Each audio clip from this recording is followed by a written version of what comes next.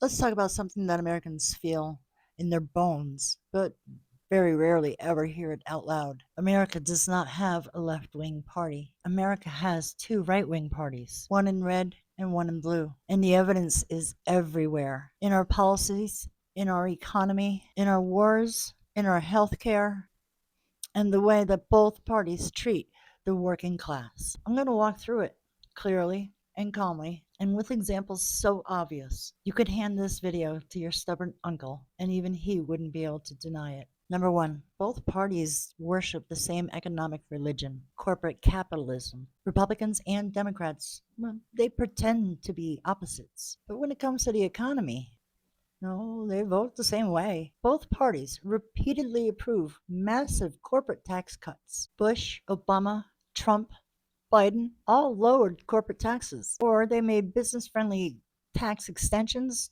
permanent.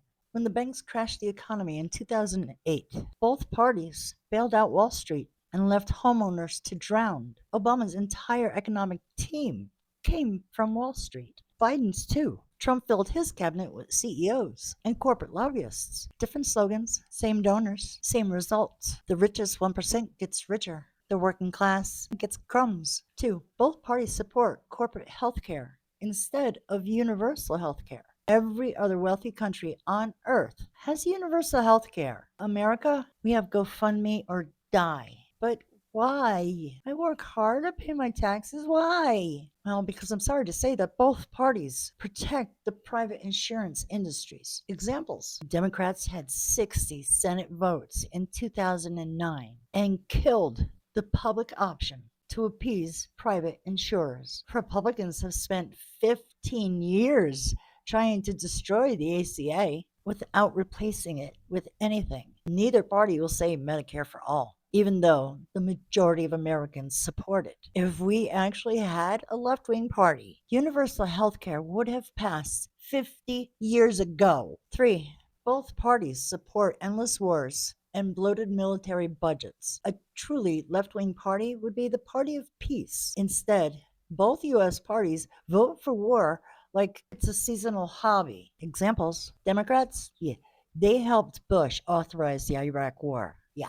Republicans and Democrats vote every year for a military budget that's larger than the next 10 countries combined. Obama expanded drone warfare more than George W. Bush did. Biden, he approved record military spending, higher than Trump's. Yeah. War is the one area where, weirdly enough, Congress is magically bipartisan. Why? Well, because defense contractors, yeah, they fund both parties. That's why. Four, both parties protect corporations from accountability. You'll never see major antitrust action because both sides are owned. Can't even say both sides. They're both right wing, or both parties are owned. Examples: Democrats and Republicans, yeah, they allowed monopoly consolidation in banking, agriculture, tech, healthcare, cable, and housing. Both parties allowed private equity to buy up all the houses and jack up the rent. Both parties refuse to prosecute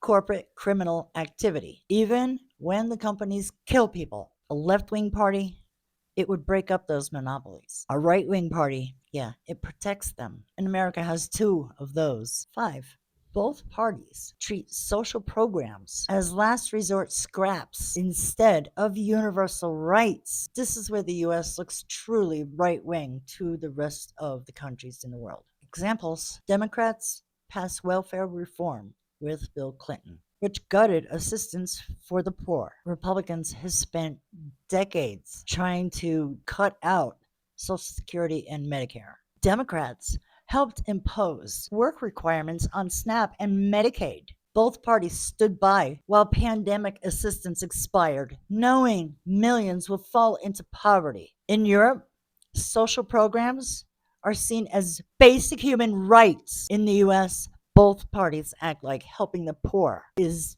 some kind of moral failure. Number six, both parties are funded by the same billionaire class. This is the most important part.